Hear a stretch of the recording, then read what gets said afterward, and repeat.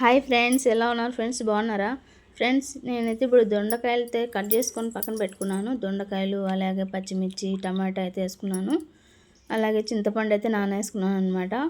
ఒక కడాయి పెట్టుకొని కడాయిలో కొద్దిగా ఆయిల్ అయితే వేసుకుందాము. కొంచెము అట్లా వేడిగా వచ్చినప్పుడు తర్వాత మనము ఇట్లా అలాగే సన్నమంట మీద పెట్టి మనం అయితే ఇది చేసుకోవాలన్నమాట. చూస్తున్నారు కదా, అప్పుడైతే మనం దొండకాయలు అయితే మనం వేసుకోవాలి.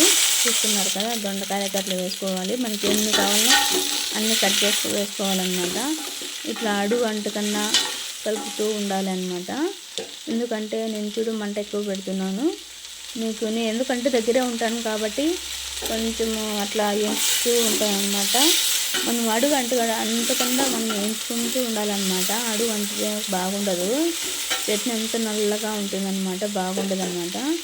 అట్లాంటప్పుడు నేను ఏం చేశాను, ఇట్లా తీసుకొని ఇట్లా సన్నమంట మీద వేయించుకుంటున్నాను. చూస్తున్నారు కదా, బాగా వేగనివ్వాలన్నమాట. అడుగు అంటనీయకుండా వేయించుకోవాలి. కొంచెం కలర్ వచ్చేంత వరకు మనం వేయించుకున్నాము. అందుకనేసి దాని ముందుకు నేను ప్లేట్ అయితే వేసుకుంటున్నాను. ఇప్పుడైతే మంట సన్నమంటగా పెడుతున్నాను అనమాట. చూస్తారు కదా, ఇప్పుడు ప్లేట్ తీసి అదే ప్లేట్ మీద మనం వేగినాయా లేదా అని తెలుసుకోవడానికి ఇప్పుడు నేనైతే ప్లేట్ తీసాను. ప్లేట్ తీసుకున్న తర్వాత చూస్తున్నారు కదా, అలా కలుపుకోవాలన్నమాట. చూడండి, ముందుగా లేవు, ఇప్పుడు కలర్ వచ్చిందనమాట. ఇంకా కొద్దిగా కలర్ రావాలి, అందుకని ఆ బంకట్ జిడ్డుగా లేకుండా అట్లా ఉండడానికి అనమాట. ఇప్పుడైతే ప్లేట్ తీసాను. ప్లేట్లో నుంచి ఇప్పుడు దొండకాయ అయితే మళ్ళీ వేయించుకోవాలన్నమాట.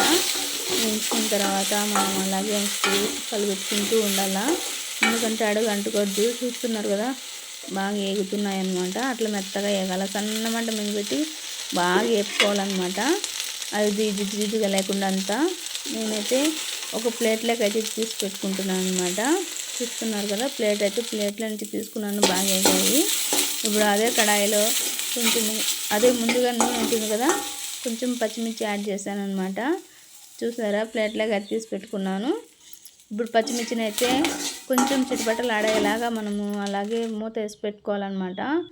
మూత వేసి పెట్టుకున్నాక వేగిపోయినాయి, పక్కన తీసి పెట్టుకున్నాను. అదే కడాయిలో కొద్దిగా ఆయిల్ అయితే వేసుకొని టమాటా అయితే వేసుకున్నాను అనమాట. మనకు కావాలన్నప్పుడు ముందుగానే వేసుకోవచ్చు, లేకపోతే ఇప్పుడైనా వేసుకోవచ్చు ఆయిల్. చూస్తున్నారు కదా, అడుగు అంటగా ఉండడానికి మాత్రమే అది నూనె వేస్తామన్నమాట. అది మళ్ళీ వేగాలి కదా, అందుకనేసి ఇప్పుడైతే నేను మూత అయితే పెట్టేసుకున్నాను. ఇప్పుడు చూస్తున్నారు కదా, అప్పుడు టమాటాలుగా వేసాను. ఇప్పుడు కొద్దిగా అట్లా గుజ్జు టైప్ వస్తుంది అనమాట. అలా కలుపుకుంటూ చేసుకోవాలన్నమాట. అది మెత్తగా అయ్యేంతవరకు వేసుకోవాలన్నమాట. మళ్ళీ అయితే నేను ప్లేట్ వేసుకుంటాను. చూస్తున్నారు కదా, ఇప్పుడు ప్లేట్ వేసేసిన తర్వాత చూడండి, టమాటాలు అయితే మగ్గుతున్నాయి. అలా మగ్గాలన్నమాట. ఎంత మగ్గితే అంత బాగుంటుంది అనమాట.